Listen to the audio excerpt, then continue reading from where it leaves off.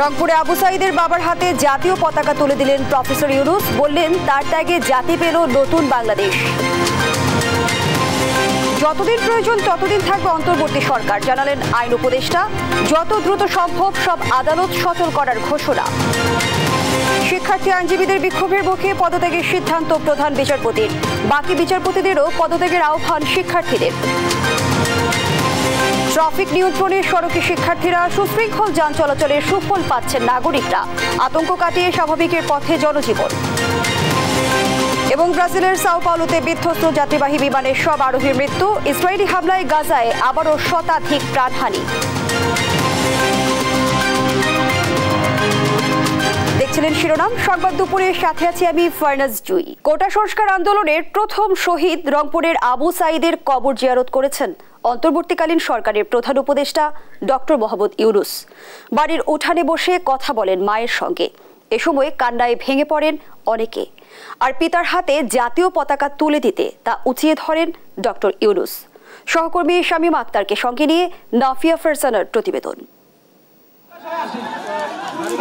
আবু সাঈদ রংপুরের বেগম রোকেয়া বিশ্ববিদ্যালয়ের শিক্ষার্থী। কোটা সংস্কার আন্দোলনে গিয়ে প্রাণ উৎসর্গ করেন তিনি।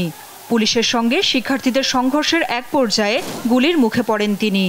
বীরের মতো সামনে দাঁড়িয়ে বন্দুকের সামনে বুক পেতে দেন আবু সাঈদ, আর নির্মমভাবে তার বুকে গুলি চালায় পুলিশ।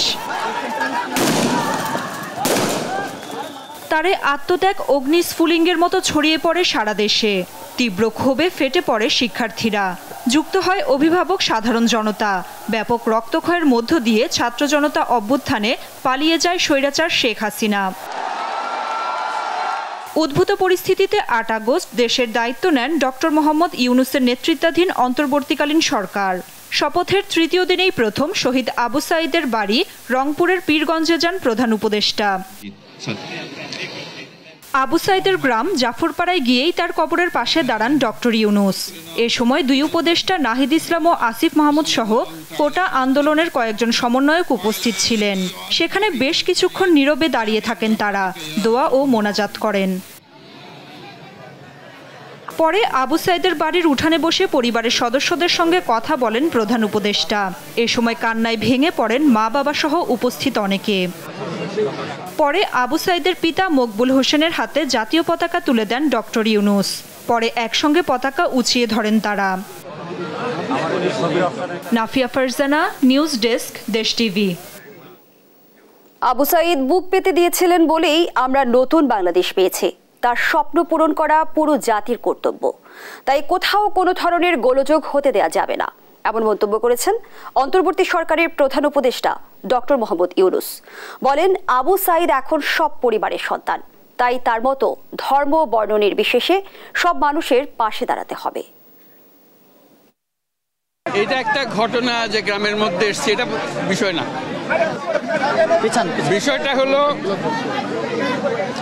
এই জায়গাটা হলো এটা মহাকাব্যের জায়গা। মহাকাব্যের যে বীর গাথা শোনেন, ভাই ধাক্কা দিয়েন না। বীর গাথার যে বীর থাকে, প্লিজ ধাক্কা দিয়েন না প্লিজ। আপনি কবরটা ভেঙে ফেলতেছেন তো, আপনার নিউজ বেশি জরুরি না, কবরটা বেশি জরুরি। এটা নিয়ে যুগে যুগে লেখালেখি হবে, স্মরণ করবে এই লোককে। এই যে এখানে মাটির তলে শুয়ে আছে, সে সারা জাতির জন্য, ন্যায়ের জন্য, মুক্তির জন্য বুক খুলে দাঁড়িয়েছে। ছবি দেখলে বিশ্বাস করা যায় না যে একটা মানুষ, একটা ছেলে বন্দুকের সামনে হাত উঠাইয়া দাঁড়াইয়া আছে। মারেন, গুলি করছে, একটু টল টল করছে, আবার ধরছে, তারপর আরেকগুলো। এই সেই লোক। কাজে এটাকে ভোলার শুধু এখানে পীরগঞ্জের বিষয় না, এটা বাংলাদেশের বিষয় না, সারা দুনিয়ার বিষয়। যে কাজটা সে করেছে এটা নিয়ে যুগ যুগান্তরে কবিতা হবে, উপন্যাস হবে, নাটক হবে, মানুষ স্মরণ করবে তাকে। এই সে লোক এখানে শুয়ে আছে আজকে। আমাদের কাজ হলো যে স্বপ্নের পেছনে দাঁড়িয়ে সে বুক পেতে দিয়েছিল, সেই স্বপ্নকে বাস্তবায়ন। এটি আমরা সারা জাতির একটা কর্তব্য। আমরা শুধু এখানে এসে কবর জিয়ারত করলাম চলে গেলাম তা না, এটা সারা জাতিকে আমরা বলতে চাই যে লক্ষ্য নিয়ে এই বুক পেতে দিয়েছিল, যার কারণে কোটি কোটি ছেলে মেয়ে সামনে দাঁড়িয়ে বন্দুকের সামনে দাঁড়িয়ে গেছে, ভয় পায় না, এই যেহেতু পথ দেখিয়ে গেছে। আজকে আমরা সেই কারণে নতুন বাংলাদেশ পেলাম।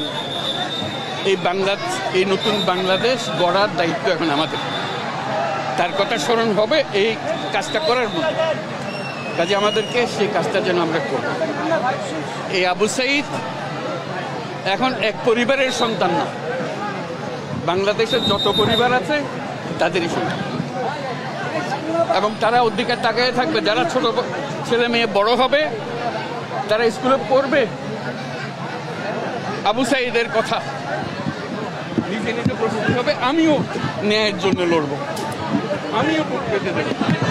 সেই হলো এই আবু সাঈদ।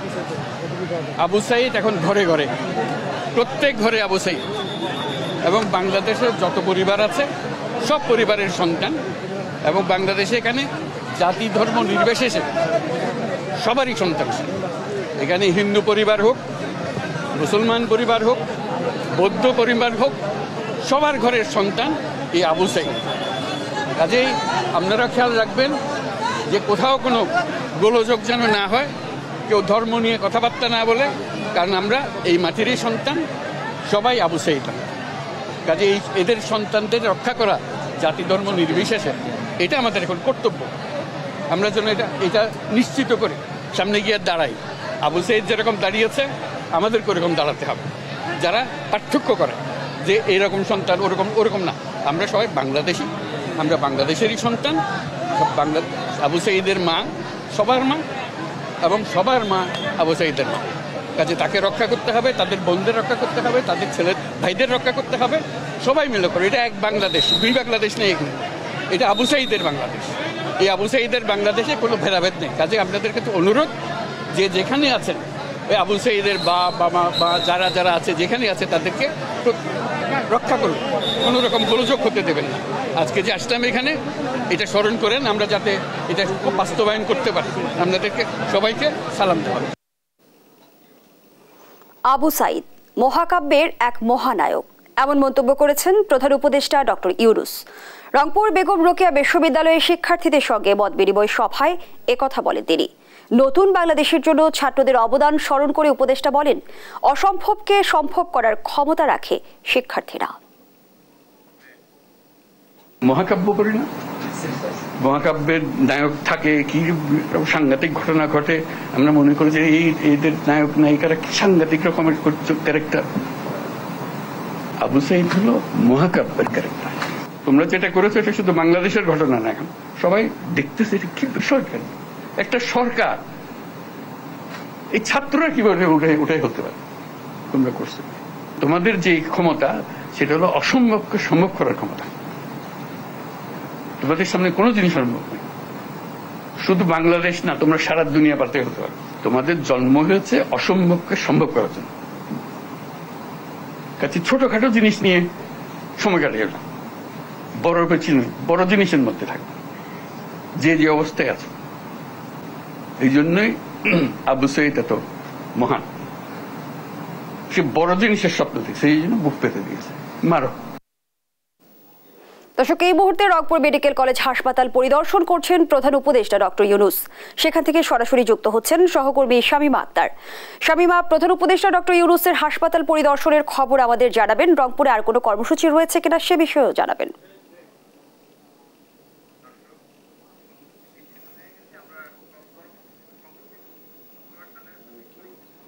দর্শক, সংযোগটি বিচ্ছিন্ন হয়ে গেছে, আমরা পরবর্তীতে আবারও সংযোগ স্থাপনের চেষ্টা করব। চলে যাচ্ছি পরবর্তী প্রসঙ্গে। গণতান্ত্রিক কাঠামো ফিরিয়ে আনা সহ রাষ্ট্র সংস্কারে যতদিন সময় প্রয়োজন ততদিন অন্তর্বর্তী সরকার থাকবে বলে জানিয়েছেন আইন উপদেষ্টা আসিফ নজরুল। সকালে সচিবালয়ে আইন মন্ত্রণালয়ে বৈঠক শেষে একথা জানান তিনি। বলেন, রাজনৈতিক ব্যক্তিদের গণতান্ত্রিক নির্বাচন আর শিক্ষার্থীদের দেশ সংস্কারের আকাঙ্ক্ষা পূরণে কাজ করবে অন্তর্বর্তীকালীন সরকার। এ সময় আইনগত সংস্কার করে উপযুক্ত ব্যক্তিকে সঠিক পদায়ন দিয়ে যত দ্রুত সম্ভব আদালতের বিচার কাজ শুরু করা হবে বলেও জানান তিনি। রাজনৈতিক দলগুলোর প্রত্যাশা থাকবে যে যত তাড়াতাড়ি সম্ভব নির্বাচন, আবার এই দেশের সাধারণ মানুষের যে সংস্কার আকাঙ্ক্ষা, সেখান থেকে প্রত্যাশা থাকবে এই সরকার যেন জরুরি কিছু সংস্কার করে যায়। সংস্কারের আকাঙ্ক্ষা এবং নতুন নির্বাচনের আকাঙ্ক্ষার মধ্যে সমন্বয় করে যেটা যতদিন থাকা দরকার ততদিনই আমরা থাকবো, বেশিও না কমও না। বৈষম্য বিরোধী ছাত্র আন্দোলনের শিক্ষার্থী ও আইনজীবীদের বিক্ষোভের মুখে পদত্যাগের সিদ্ধান্ত নিয়েছেন প্রধান বিচারপতি ওবায়দুল হাসান। দুপুরে সিদ্ধান্তের বিষয়টি নিশ্চিত করেন তিনি। এদিকে আপিল বিভাগের বাকি বিচারপতিদেরও পদত্যাগের আলটিমেটাম দিয়েছেন শিক্ষার্থীরা। সাবরিনা মজুমদারকে সঙ্গে নিয়ে আহাদ চৌধুরীর প্রতিবেদন। আবারও স্লোগানে উত্তাল হাইকোর্ট প্রাঙ্গণ। দাবি দ্রুত সময়ের মধ্যে পদত্যাগ করতে হবে প্রধান বিচারপতি ওবায়দুল হাসান সহ আপিল বিভাগের বিচারপতিদের।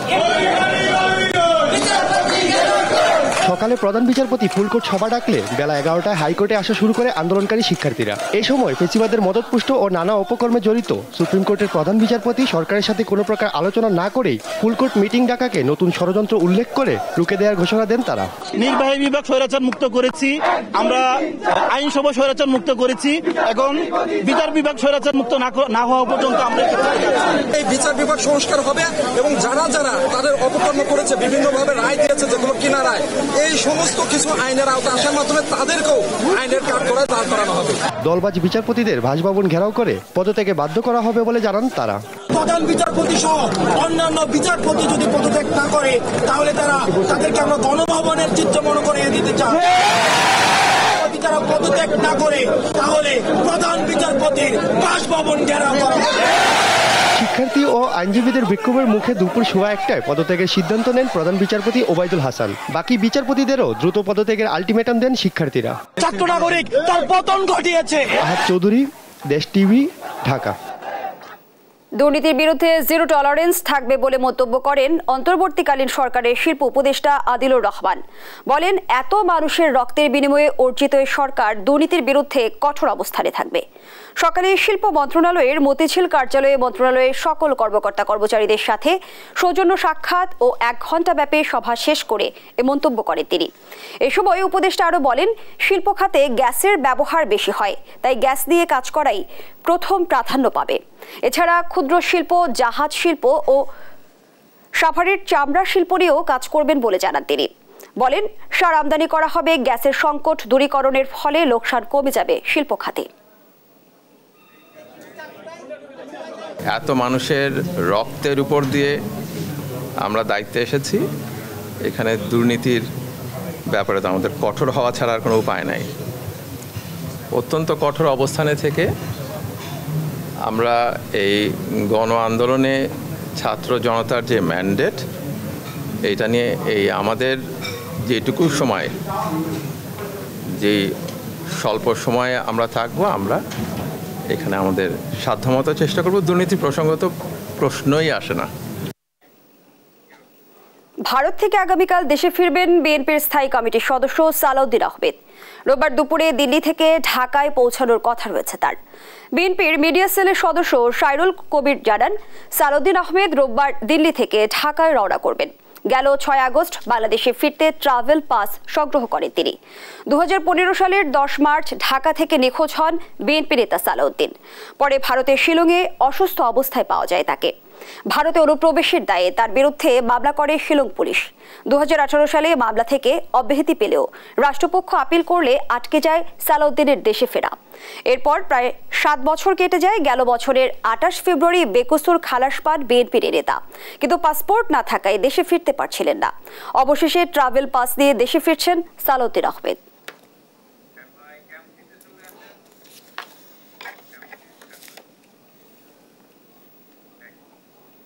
চলমান পরিস্থিতিতে রাস্তার যান চলাচল নিয়ন্ত্রণের দায়িত্ব পালন করছেন সাধারণ শিক্ষার্থীরা।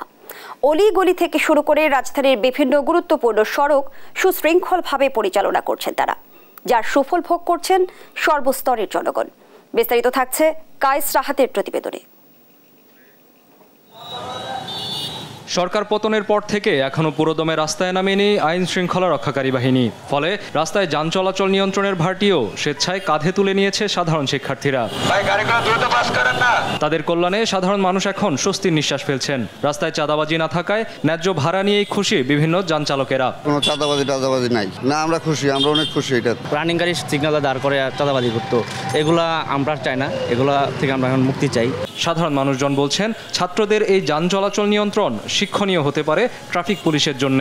সামনের দিনগুলোতেও এমনই একটি দুর্নীতিমুক্ত স্বচ্ছ ট্রাফিক কন্ট্রোল ব্যবস্থা দেখতে চান তারা। রাস্তাঘাটের পরিস্থিতি অবশ্যই আগে থেকে অনেক বেশি ভালো হয়েছে আর উন্নতির দিকে আগাচ্ছে, কারণ সবাই একই সাথে খুব ভালো মতো কাজ করতেছে এখন। আমি তো মনে করি যে এর আগে যারা মানে প্রফেশনাল ট্রাফিক যারা মানে রাস্তায় যে তাদের যে অ্যাক্টিভিটি দেখেছিলাম, এটার থেকে তাদের একটা শিক্ষা নেওয়া উচিত। এরই মাঝে দায়িত্ব পালনরত ছাত্ররা জানান ট্রাফিক পুলিশ তাদের স্বস্থানের দায়িত্বে ফিরে এলে শ্রেণীকক্ষে ফিরে যেতে পারেন তারা। ট্রাফিক যে কন্ট্রোলটা, এটা হচ্ছে আমরা যতদিন পর্যন্ত দেশের প্রয়োজন হবে আইন শৃঙ্খলা বাহিনী রাস্তায় সড়কে না আসবে, ট্রাফিক বিভাগ রাস্তা সড়কে না আসবে, ততদিন পর্যন্ত আমরা এই সড়কে আসি। পুলিশ সদস্য ভাইয়েরা তারা তাদের কর্মস্থলে ফিরে আসুক, আমরা আমাদের ক্লাসে ফেরত যেতে চাই। যেহেতু এখন দায়িত্ব দিয়ে দেওয়া হচ্ছে আস্তে আস্তে, তো আমরা খুব শিগগিরই চেষ্টা করব যে পরিস্থিতি সব স্বাভাবিক হোক এবং আমরা ক্লাসে ইনশাআল্লাহ খুব তাড়াতাড়ি ফিরে যাব বলে আশাবাদী। দেশের পরিস্থিতি স্বাভাবিক হয়ে এসেছে অনেকাংশেই, তবে আগামী দিনগুলোর জন্য উজ্জ্বল এক দৃষ্টান্ত হয়ে থাকবে শিক্ষার্থীদের এই সড়ক ব্যবস্থাপনা। কায়েস রাহাত, দেশ টিভি, ঢাকা। দেখছেন সংবাদ দুপুর। একটি কুচক্রী মহল বিএনপির নাম ভাঙিয়ে সন্ত্রাস ও অপকর্মের চেষ্টা করছে বলে অভিযোগ করেছেন ঢাকা মহানগর উত্তর বিএনপির আহ্বায়ক সাইফুল আলম নীরব। সকালে রাজধানীর মহাখালীতে জাতীয় বক্ষব্যাধি হাসপাতাল ও শ্রী শ্রী রাধা গোবিন্দ মন্দির পরিদর্শন শেষে এমন মন্তব্য করেন তিনি। বলেন, পরিস্থিতিকে ঘোলাটে করতে যারাই লুটপাট ডাকাতি করছে তাদের শক্ত হাতে প্রতিরোধ করার আহ্বান জানিয়েছেন বিএনপির ভারপ্রাপ্ত চেয়ারম্যান তারেক রহমান। আর বিএনপি নেতা তাবিদ আওয়াল বলেন, হিন্দু সম্প্রদায়ের মানুষের উপর হামলা ও নির্যাতনকারীদের চিহ্নিত করে আইনের আওতায় আনতে হবে। আন্দোলনে আহত ছাত্র জনতার চিকিৎসা সহ সার্বিক সহযোগিতায় পাশে থাকার কথাও জানান তিনি। সহযোগিতা লাগে, চিকিৎসা লাগুক, ওষুধ লাগুক, ডাক্তারদের পরামর্শ লাগুক, বিএনপি সকল স্তরে ঢাকাতে না পুরো বাংলাদেশ সহযোগিতা করবে এবং এক বাংলাদেশি আরেক বাংলাদেশি পাশে দাঁড়িয়ে থাকতে হবে। সবাই আমাদের আগামী শুভকামনা। বাংলাদেশের প্রতিটি মানুষকে দেখে রাখার দায়িত্ব বিএনপি এবং জাতীয়তাবাদী দল নিয়েছে। আমাদের বিশেষ করে উত্তরের এই যে ধর্মই হোক না কেন তাদের দেখাশোনার দায়িত্ব আমাদের মেয়র সম্পদ এবং আমরা নিয়েছি। আমরা অবশ্যই তাদেরকে আমরা রক্ষা করব। আতঙ্ক কাটিয়ে স্বাভাবিক হচ্ছে সারা দেশের জনজীবন। অনেক থানাতেই এখনো কাজ শুরু করেননি পুলিশ সদস্যরা। সেসব এলাকায় সেনাবাহিনী, সাধারণ শিক্ষার্থী ও এলাকাবাসীরা টহল জোরদার করেছেন। সহকর্মীদের পাঠানো তথ্য ছবিতে ফারজানা ইসলামের ডেস্ক রিপোর্ট। দেশের আইন শৃঙ্খলা পরিস্থিতি নিয়ন্ত্রণে সারা দেশে কাজ করছেন বাংলাদেশ সেনাবাহিনী সহ বিভিন্ন শিক্ষা প্রতিষ্ঠানের শিক্ষার্থী, ফায়ার সার্ভিস, আনসার সদস্য ও বিভিন্ন সংগঠনের স্বেচ্ছাসেবীরা। কুমিল্লায় সড়কগুলোতে শিক্ষার্থীরা যাত্রীবাহী সিএনজি, অটোসহ ব্যক্তিগত গাড়ি এবং মোটরসাইকেলের জন্য আলাদা লেন নিশ্চিত করছেন। একই সঙ্গে কেউ যেন হেলমেট ছাড়া মোটরসাইকেল চালাতে না পারেন সেদিকেও রাখছেন কড়া নজর। সাভার, আশুলিয়ার আইন শৃঙ্খলা স্বাভাবিক রয়েছে। Zirani, Kabirpur, Dhaka EPZ, Ashulia, Nabinagar, Savar bus stand এবং বিভিন্ন এলাকায় শিক্ষার্থীরা সড়কে কাজ করছেন। টাঙ্গাইলে আইন শৃঙ্খলা পরিস্থিতি স্বাভাবিক হওয়ায় অফিস আদালতের নিয়মিত কার্যক্রম শুরু হয়েছে। পুলিশের উপস্থিতি না থাকায় সেনাবাহিনী জেলা শহরের পাশাপাশি উপজেলা শহরগুলোতেও নিয়মিত টহল দিচ্ছে। গাজীপুরের থানাগুলোতে এখনো পুলিশ সদস্যরা কাজ শুরু করেনি। এলাকায় নিরাপত্তার জন্য সামরিক বাহিনীর সদস্যরা টহল দিচ্ছেন। সড়ক মহাসড়কে যানবাহন চলাচল নিয়ন্ত্রণ করছেন শিক্ষার্থীরা। বগুড়ায় গেল কয়েকদিনের তুলনায় কিছুটা স্থিতিশীল অবস্থায় রয়েছে জেলার আইন শৃঙ্খলা পরিস্থিতি। থানাগুলোতে কার্যক্রম শুরু না করলেও শিক্ষার্থীরাই গভীর রাত পর্যন্ত দলে দলে বিভক্ত হয়ে বিভিন্ন মন্দিরের সামনে পাহারা দেয়া সহ শহরে টহল চালিয়ে যাচ্ছেন। নরসিংদীতে থানায় পুলিশ সদস্য না আসায় স্থাপনা পাহারা দেওয়ার জন্য আনসার সদস্য মোতায়েন হয়েছে।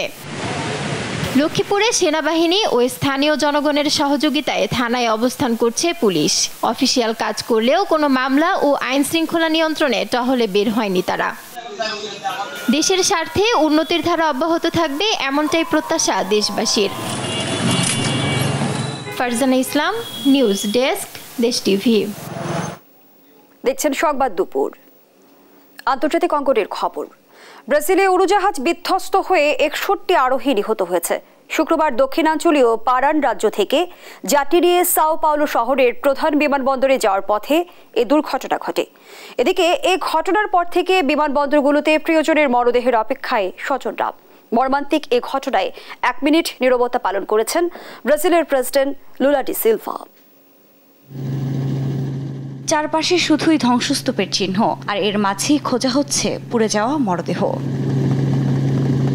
এই দৃশ্য ব্রাজিলের সাও পাওলো রাজ্য থেকে 80 কিলোমিটার উত্তরে বিনহেদো এলাকার। স্থানীয় সময় শুক্রবার দক্ষিণাঞ্চলীয় পারান রাজ্য থেকে 61 আরোহী নিয়ে সাও পাওলো শহরের প্রধান বিমানবন্দরে যাওয়ার পথে ভয়াবহ দুর্ঘটনার কবলে পড়ে উড়োজাহাজটি। চোখের পলকে বিধ্বস্ত হয়ে আগুন ধরে যায়। উদ্ধারকর্মীরা আসার আগেই মারা যান ভেতরে থাকা সব আরোহী। ভায়াপাস এয়ারলাইন্সের এই ফ্লাইটটির নম্বর PSVPB।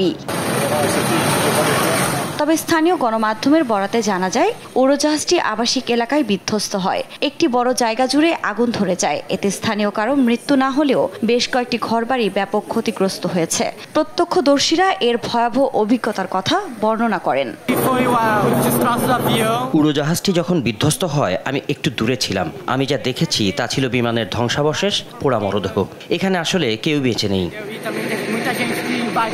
সামাজিক যোগাযোগ মাধ্যমে ছড়িয়ে পড়া ভিডিওতে দেখা যায় উড়োজাহাজটি খারাপভাবে নেমে আসতে থাকে এবং এই অবস্থায় ঘুরতে ঘুরতে একটি আবাসিক এলাকার কাছে ভূপাতিত হয়। এদিকে ঘটনায় এরই মধ্যে শোক প্রকাশ করেছে দেশটির প্রেসিডেন্ট লুলা দা সিলভা। পাশাপাশি এক অনুষ্ঠানে 1 মিনিট নীরবতাও পালন করেন তিনি। আমি চাই সবাই উঠে দাঁড়াবে যাতে আমরা 1 মিনিট নীরবতা পালন করতে পারি, কারণ একটি বিমান বিধ্বস্ত হয়েছে যেখানে আসলে কেউই বেঁচে নেই।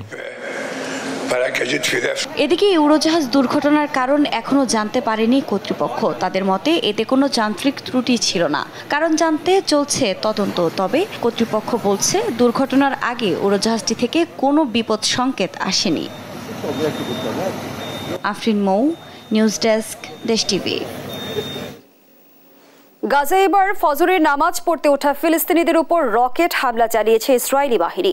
স্থানীয় সময় শনিবার ভোরে গাজা শহরের দারাজ এলাকায় এই হামলায় প্রাণ হারিয়েছে শতাধিক মানুষ। এ পরিস্থিতির মধ্যেই ইসরায়েলকে $3.5 বিলিয়ন অর্থ সহায়তার কথা জানিয়েছে মার্কিন প্রশাসন।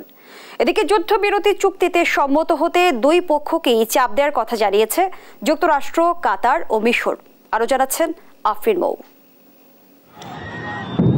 গাজায় হিংস্রতার সব মাত্রাই ছাড়িয়েছে ইসরায়েলি বাহিনী। ফজরের নামাজ পড়তে ওঠা নিরীহ ফিলিস্তিনিদের ওপর রকেট হামলা চালিয়েছে তারা। সংবাদ মাধ্যম আল জাজিরা জানায়, স্থানীয় সময় শনিবার ভোরে ফজরের নামাজ পড়তে ওঠে গাজা শহরের দারাজ এলাকার আল তাবিন স্কুলে আশ্রয় নেওয়া ফিলিস্তিনিরা। এ সময় পরপর 3টি রকেট আঘাত হানে সেখানে। এতে আগুন ধরে যায়, যা নিয়ন্ত্রণে কাজ করছে দমকল কর্মীরা।